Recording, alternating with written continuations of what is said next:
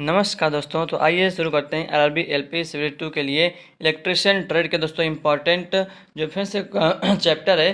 ठीक है, basic electronics chapter हम देखें दोस्तों इस वीडियो में। ठीक है फ्रेंड्स, ये देखिए ये पूरा दोस्तों इलेक्ट्रिशियन का ये सब जो है जो मतलब एलपी सिविल 2 के लिए इंपॉर्टेंट चैप्टर है वो सारे चैप्टर यहाँ पर दिए गए हैं। ठीक है दोस्तों, तो यहाँ पर टोटल जो देख सकते हैं 36 चैप्टर्स हैं। ठीक है, तो इसमें से जो हम पढ़ने वाले हैं वो 29 नंबर का चैप्टर पढ़ने वाले हैं बेसिक इलेक्ट्रॉनिक्स। ठीक है, जो 30 नंबर वाला चैप्टर है ट्रांजिस्टर एंड एफईटी वो दोस्तों हमने पिछले वीडियो में कंप्लीट कर दिया था। ठीक है, तो इस वीडियो में पढ़ने वाले हैं बेसिक इलेक्ट्रॉनिक्स पढ़ने वाले हैं। ठीक है, तो इस जो है इस पीडीएफ में फ्रेंड्स यहाँ पे देख सकते हैं कि हर एक चैप्टर के बारे में occupational safety and health, trade, हस्त औजार, मौलिक विद्युतीय, सोल्डरिंग, ब्रेजिंग, यानी कि ये पूरा चैप्टर दोस्तों इस सब पीडीएफ में आपको भी सारे मिल जाएंगे। ठीक है फ्रेंड्स, इसका जो थ्योरी है पूरा आपको इसमें मिल जाएगा, वो भी मतलब एकदम सिंपल शॉर्ट नोट्स टाइप में। ठीक है ना, तो फ्रेंड्स अगर आपको इस पीडीएफ चाहिए तो पीडीएफ के लिए दोस्तों आप जो कॉन्टैक्ट कर लीजिएगा मुझसे। ठीक है, मात्र दोस्तों 25 रुपये में आपको ये पीडीएफ मिल जाएगा, बिल्कुल 25 रुपये, मात्र 25 रुपये में। ठीक है दोस्तों, तो आप मेरा मोबाइल नंबर 9889792600 पर आप मैसेज कर दीजिएगा व्हाट्सएप पे। ठीक है फ्रेंड्स, चाहेगा तो मैं उसको शेयर कर दूंगा। ठीक है आपको, ठीक है। चलिए दोस्तों शुरू करते हैं। आपको यहाँ पे शुरू करते हैं फ्रेंड्स आपसे क्वेश्चन नंबर मतलब जो चैप्टर नंबर 29 है। ठीक है ना, बेसिक इलेक्ट्रॉनिक्स। ठीक है दोस्तों, तो आइए शुरू करते हैं। तो आइए दोस्तों शुरू करते हैं बेसिक इलेक्ट्रॉनिक्स पढ़ना। ठीक फ्रेंड्स, एकदम आराम से आप सुनिएगा, ध्यान लगा के सुनिएगा दोस्तों। मैं बोलते हो जाऊंगा, एकदम आपको समझाते हो जाऊंगा दोस्तों। इसी क्लास में इसी वीडियो में दोस्तों आपको ये पूरा याद भी हो जाएगा। ठीक है ना, तो फ्रेंड्स शुरू करते हैं। देखिए सबसे पहले हमको क्या पढ़ना है कि इलेक्ट्रॉनिक्स कंपोनेंट क्या होता है। ठीक है ना, तो जो पहला है निष्क्रिय घटक यानी कि पैसिव कंपोनेंट होता क्या है दोस्तों। तो देखिए पैसिव कंपोनेंट का उदाहरण क्या क्या है, प्रतिरोध है, संधारित्र है, प्रेरक है, एलडीआर है, प्रीसेट है, पोटेंशियोमीटर है, रेडियो आवृत्ति चौक है, परिणामित्र है, परिणामित्र यानी कि ट्रांसफार्मर है, और मतलब इत्यादि। ठीक है दोस्तों, तो ये सारे दोस्तों ये पैसिव एलिमेंट कहलाते हैं। दोस्तों पैसिव एलिमेंट वो होते हैं जो एनर्जी को मतलब एनर्जी को खपत करते हैं। ठीक है ना, एनर्जी को ग्रहण करते हैं। ठीक है, तो जो भी कंपोनेंट्स दोस्तों जो एनर्जी को जो है ग्रहण करते हैं, एनर्जी को लेते हैं, वो कहलाते हैं पैसिव एलिमेंट यानी कि निष्क्रिय घटक कहते हैं उनको। और एक्टिव एलिमेंट क्या होता है दोस्तों, एक्टिव एलिमेंट जो कि इसमें आता है दोस्तों डायोड, ट्रांजिस्टर, यूजेटी, एफईटी। ठीक है फ्रेंड्स, तो ये जो है एक्टिव एलिमेंट कहलाते हैं। तो एक्टिव एलिमेंट सब वो होते हैं जो एनर्जी को प्रोवाइड करते हैं, एनर्जी को देते हैं। ठीक है फ्रेंड्स, बैटरी भी जो है वो भी एक्टिव कंपोनेंट में आता है। ठीक है ना, तो डायोड, ट्रांजिस्टर, यूजेटी, एफईटी। ठीक है ना, तो ये सारे जो है एक एक्टिव जो है एलिमेंट में या एक्टिव कंपोनेंट में आते हैं। ठीक है, चलिए आगे बढ़ते हैं दोस्तों। अब देखिए इन जो मतलब इलेक्ट्रॉनिक्स कंपोनेंट्स के इनके कुछ सिंबल हैं दोस्तों। एलपी के सिंबल बहुत इंपॉर्टेंट है। ठीक है ना, तो यहाँ पे देख सकते हैं फ्रेंड्स, जो पहला सिंबल है वो नियत प्रतिरोध। नियत प्रतिरोध मतलब होता है कांस्टेंट रेजिस्टेंस का। ठीक है ना, कांस्टेंट रेजिस्टर का सिंबल है पहला वाला। जो दूसरा है वो परिवर्ती प्रतिरोध यानी कि वेरिएबल रेजिस्टेंस का है, इसका मान वैल्यू चेंज होता रहता है। ठीक है, जो तीसरा है वो है प्रीसेट प्रतिरोध का सिंबल है, प्रीसेट प्रतिरोध। ठीक है, उसके बाद जो नेक्स्ट वाला ये गैंग प्रतिरोध, ये गैंग प्रतिरोध। ठीक है, उसके बाद ये थर्मिस्टर दोस्तों, थर्मिस्टर का सिंबल है। ठीक है, उसके बाद है अरेखीय प्रतिरोध, अरेखीय प्रतिरोध। उसके बाद है ऑटो ट्रांसफार्मर, ऑटो ट्रांसफार्मर का ये सिंबल है। ठीक है ना, उसके बाद दोस्तों संतृप्त ट्रांसफार्मर, देख सकते हैं संतृप्त ट्रांसफार्मर का सिंबल है। उसके बाद दोस्तों परिवर्ती प्रेरकत्व यानी कि वेरिएबल इंडक्टर का सिंबल है। ठीक है ना, जीनर डायोड दोस्तों देख सकते हैं, ये जीनर डायोड का सिंबल है, ये है टनल डायोड का सिंबल है। ठीक है ना, तो ये कुछ सिंबल है वो देख लेते हैं। उसके बाद जो है अध्रुवीकृत संधारित्र है, अध्रुवीकृत संधारित्र है। उसके बाद प्रीसेट संधारित्र है। ठीक है, परिवर्ती संधारित्र का सिंबल है, गैंग संधारित्र का सिंबल है, ध्रुवीय संधारित्र का सिंबल है। ठीक है, ध्रुवीय संधारित्र बहुत इंपॉर्टेंट है, याद कर लीजिएगा, इसको देख लीजिएगा। ये प्रेरक यानी कि इंडक्टर का, यह है डायोड, पीएन जंक्शन डायोड का सिंबल है। ये जो है ट्रांजिस्टर, ट्रांजिस्टर तो दो प्रकार के होते हैं, तो दो सिंबल हैं। तो ये पहला है एनपीएन, इसमें से एरो जो है बाहर निकलता है। ठीक है, पीएनपी में जो एरो है वो अंदर की हो जाता है। ठीक है, तो ये ट्रांजिस्टर के सिंबल है। उसके बाद आता है सब जो है प्रीसेट प्रेरकत्व। तो ये प्रीसेट प्रेरकत्व आप देख सकते हैं ऐसे होता है। आयरन कोर प्रेरकत्व, आयरन कोर का भी देख सकते हैं। एलईडी दोस्तों, ये एलईडी का सिंबल है, लाइट इमिटिंग डायोड का सिंबल है। ठीक है ना, इससे जो लाइट है वो निकलती है। और ये फोटो डायोड दोस्तों, इस पर क्या होता है, लाइट जो है इस पर पड़ती है तब ये वर्क करता है। ठीक है ना, तो ये फोटो डायोड का सिंबल है। ठीक है, तो ये सिंबल कंप्लीट हो गया। अब आइए और आगे पढ़ेंगे अर्धचालक की चालकता यानी कंडक्टिविटी ऑफ सेमी कंडक्टर। ठीक है, तो इसका मतलब ये होता है कि यदि पदार्थ पर कोई बाह्य विद्युत क्षेत्र लगाया जाए तब इसके अनुगमन वेग यानी जो ड्रिफ्ट वेलोसिटी है उस पर प्रभाव पड़ता है। यानी कि अगर हम विद्युत क्षेत्र लगाते हैं तो उसका जो ड्रिफ्ट वेलोसिटी होता है उस पर प्रभाव पड़ता है। यदि आवेश वाहक का ड्रिफ्ट वेग वीडी है, ठीक है, वीडी सेंटीमीटर प्रति सेकंड है, तो जो मतलब जो इसमें रिलेशन होता है वो क्या होता है, जो ड्रिफ्ट वेलोसिटी है वो विद्युत क्षेत्र पर डिपेंड करता है, ठीक है ना, इस पर निर्भर करता है, डायरेक्टली प्रोपोर्शनल होता है, ठीक है ना। यानी कि अगर विद्युत क्षेत्र बढ़ाएंगे तो ड्रिफ्ट वेलोसिटी भी बढ़ेगी, ठीक है ना। तो अगर हम प्रोपोर्शनल को हटाएंगे तो वहाँ पे हम इक्वल लगाएंगे तो एक जो है कांस्टेंट आएगा म्यू, ठीक है ना। तो यहाँ पर हो जाएगा drift velocity equal to mu into E, यानी कि विद्युत क्षेत्र है, ठीक है। तो ये उसका इक्वेशन है, फार्मूला, इसको याद रखिएगा बस, ठीक है। चलिए आगे बढ़ते हैं। जहाँ जो म्यू दोस्तों क्या है, वो आवेश वाहक की गतिशीलता है, गतिशीलता यानी कि मोबिलिटी है, ठीक है ना फ्रेंड्स। तो मोबिलिटी का अगर फार्मूला हम निकालेंगे तो मोबिलिटी म्यू बराबर ड्रिफ्ट वेलोसिटी अपान इलेक्ट्रिक फील्ड वर्ग सेंटीमीटर प्रति सेकेंड, ठीक है, प्रति वोल्ट, या मीटर स्क्वायर प्रति वोल्ट सेकेंड, या सेंटीमीटर स्क्वायर प्रति वोल्ट सेकेंड, ठीक है। तो ये सभी जो मोबिलिटी के क्या है, मोबिलिटी के यूनिट्स हैं, ठीक है ना। क्या क्या है, वर्ग सेंटीमीटर प्रति सेकेंड प्रति वोल्ट, या वर्ग मीटर प्रति वोल्ट सेकेंड, या वर्ग सेंटीमीटर प्रति वोल्ट सेकेंड, ठीक है ना। तो ये सभी मोबिलिटी के मात्रक हैं। याद रखिएगा ड्रिफ्ट वेग यानी ड्रिफ्ट वेलोसिटी की दिशा विद्युत क्षेत्र की दिशा के विपरीत होती है। बहुत ही इंपॉर्टेंट पॉइंट है दोस्तों, बहुत ही इंपॉर्टेंट पॉइंट है, ठीक है ना। ड्रिफ्ट वेग की दिशा विद्युत क्षेत्र की दिशा के विपरीत होती है। नोट पॉइंट, इलेक्ट्रॉन की गतिशीलता होल की तुलना में अधिक होती है। ये तो सभी जानते होंगे, इलेक्ट्रॉन की जो गतिशीलता है वो होल की तुलना में अधिक होती है, ठीक है ना।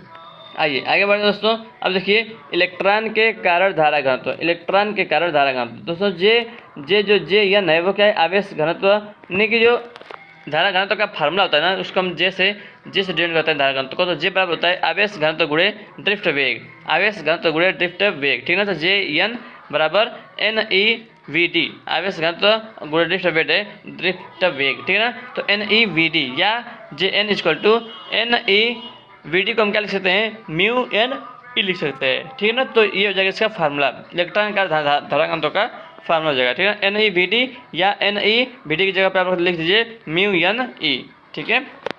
चलिए पदार्थ में इलेक्ट्रॉन के कारण चालकता, पदार्थ में इलेक्ट्रॉन के कारण चालकता, तो इसको दोस्तों हम जो है ऐसे दर्शाते हैं लैम्डा से, ठीक है ना।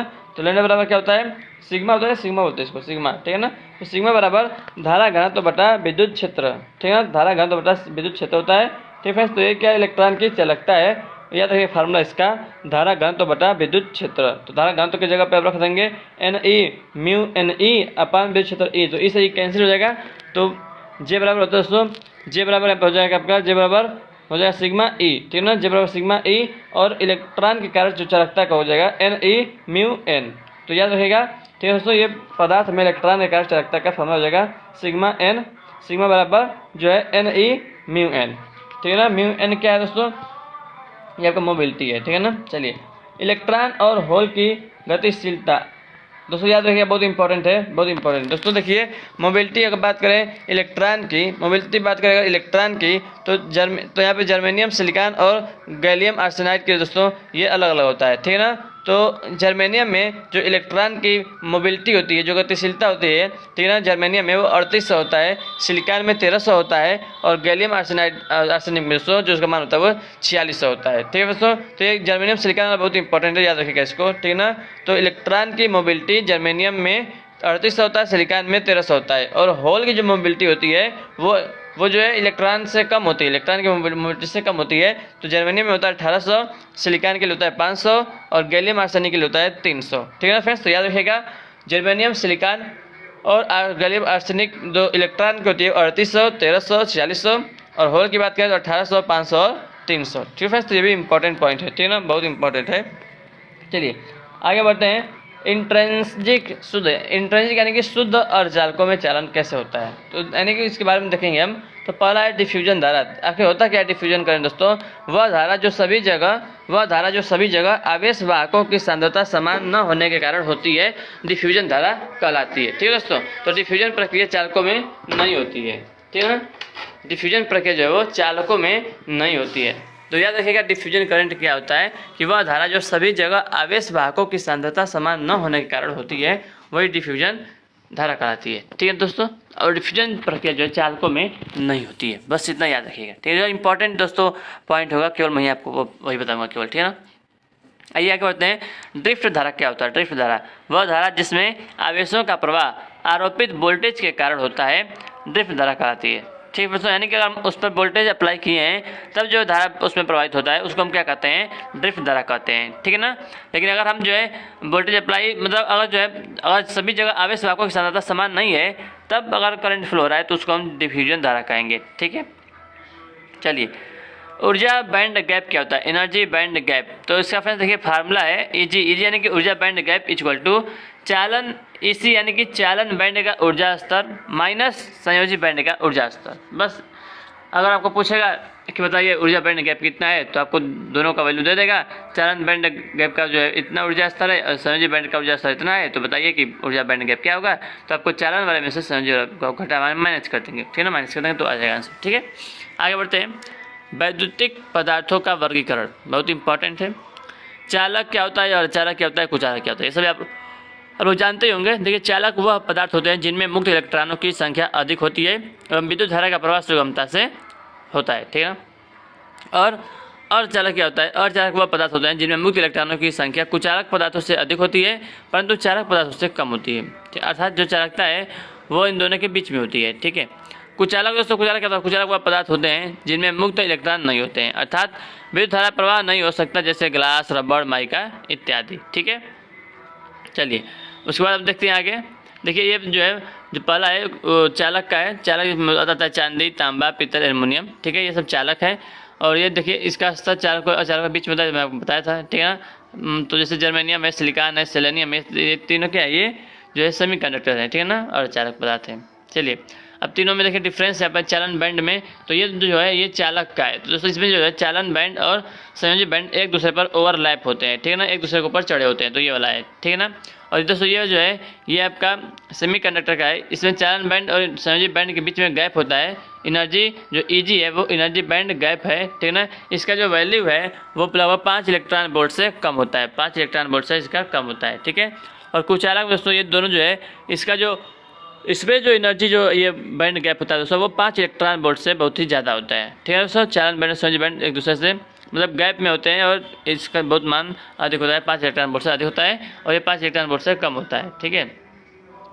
आइए इन तीनों में देखिए, चालक में वर्जित ऊर्जा अंतराल शून्य होता है, याद रखिएगा, चालक में वर्जित ऊर्जा अंतराल यानी कि फॉरबिडन एनर्जी गैप शून्य होता है, अर्थात संयोजी बैंड एवं चालन बैंड एक दूसरे को ओवरलैप करते हैं, ठीक है, मैं आपको बता रहा था भाई।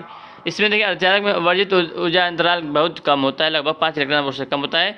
इसमें बैलेंस इलेक्ट्रॉन की संख्या 4 होती है, याद रखिएगा, इसमें बैलेंस इलेक्ट्रॉन की संख्या 4 होती है, ठीक है। और इसमें देखते हैं फ्रेंड्स, कुचालक में वर्जित ऊर्जा अंतराल बहुत अधिक होता है, लगभग 5 इलेक्ट्रॉन वोल्ट से अधिक होता है।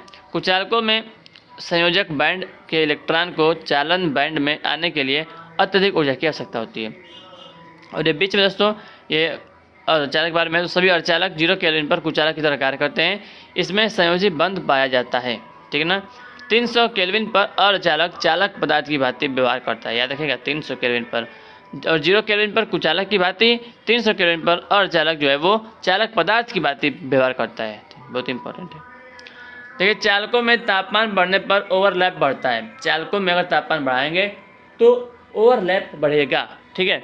और अर्धचालक में तापमान बढ़ने पर वर्जित ऊर्जा अंतराल कम होता है, ठीक है, उसका वैल्यू भी यहाँ पर दिया गया है। देखिए दोस्तों, देखिए अगर बात करें तापमान 0 केल्विन पर तो सिलिकॉन के लिए 1.21 इलेक्ट्रॉन वोल्ट और जर्मेनियम के लिए होता है 0.78 इलेक्ट्रॉन वोल्ट। अगर हम टेम्परेचर बढ़ाते हैं 300 केल्विन का बढ़ा के, तब जो यहाँ पर दोस्तों जो वर्जित ऊर्जा अंतराल का मान होता है 1.12 इलेक्ट्रॉन वोल्ट और जर्मेनियम के लिए 0.72 इलेक्ट्रॉन वोल्ट होता है, ठीक है ना, यानी कि वैल्यू कम हो जाता है, ठीक ना। वही तो बोल रहा था यहाँ पे कि अर्धचालक में तापमान बढ़ने पर वर्जित ऊर्जा अंतराल का मान मतलब कम होता है, ठीक है ना।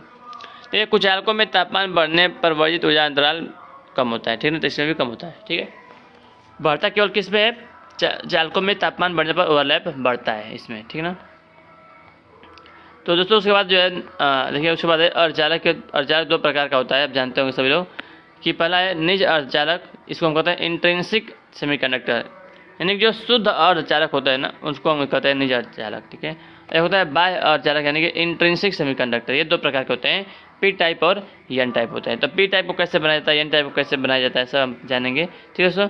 चलिए इस वीडियो में बस इतना ही रहने रहें। अभी जो है अभी देखिए यहाँ से हमको ये भी पढ़ना है, ये पढ़ना है, मैं आपको सब बता दूंगा दोस्तों। स्पीड सेमीकंडक्टर मैं यहाँ पढ़ना है, डायोड पढ़ना है, ठीक है फ्रेंड्स। तो बहुत ही सिंपल है दोस्तों, एक बार पढ़ेंगे आपको याद हो जाएगा, ठीक है ना। मैं याद करा दूंगा आपको। तो दोस्तों कैसा लगा वीडियो कमेंट करके जरूर बताइएगा। ठीक है फ्रेंड्स, अगर आपको अच्छा तो लाइक करेगा, चाहे बनाए चैनल सब्सक्राइब करेगा, पीडीएफ का दोस्तों कॉन्टैक्ट करिएगा, ठीक है ना, मैसेज करिएगा कि पीडीएफ चाहिए। ठीक है फ्रेंड्स, तब 9889792600 पर उस पर 25 रुपये भेज दीजिएगा, फ़ोनपे, व्हाट्सएप, गूगल पे, जैसे भी। ठीक है फ्रेंड्स, तो मैं आपको तुरंत जो है इसका सेंड कर दूँगा। ठीक है दोस्तों, मात्र 10 सेकंड के अंदर आपको मैं भेज दूँगा। ठीक है दोस्तों, तो थैंक यू सो मच इस वीडियो को देखने के लिए, आप लोगों को बहुत बहुत धन्यवाद। दोस्तों मिलते हैं आपसे नेक्स्ट वीडियो में। जय हिंद। दोस्तों अब मेरे पास और भी बहुत सारे पीडीएफ हैं इलेक्ट्रिशियन के, जो है मतलब आईटीआई जो इलेक्ट्रिशियन ट्रेड है उसका दोस्तों बहुत ही इंपॉर्टेंट, मतलब मिस्टर जो है रमन सर, जो है रमन सर, आप जानते होंगे रमन सर देहरादून वाले को। ठीक है सर, मतलब उनके जानते होंगे आप सर को। ठीक है, तो उनका भी पीडीएफ है दोस्तों मेरे पास है। आईटीआई के जो ट्रेड थ्योरी है, उन जो मतलब नोट्स को लिखवाए हैं वो भी मेरे पास है। ठीक है दोस्तों, बहुत ही बढ़िया नोट्स है, 4 पूरा मतलब 4 हर एक चैप्टर का दोस्तों बहुत इंपॉर्टेंट। ठीक है, तो उसका भी चाहिए होगा आपको तो जरूर बताइएगा। ठीक है ना, चलिए friends, thank you so much इस वीडियो को देखने के लिए, बहुत बहुत धन्यवाद। मिलते हैं नेक्स्ट वीडियो में।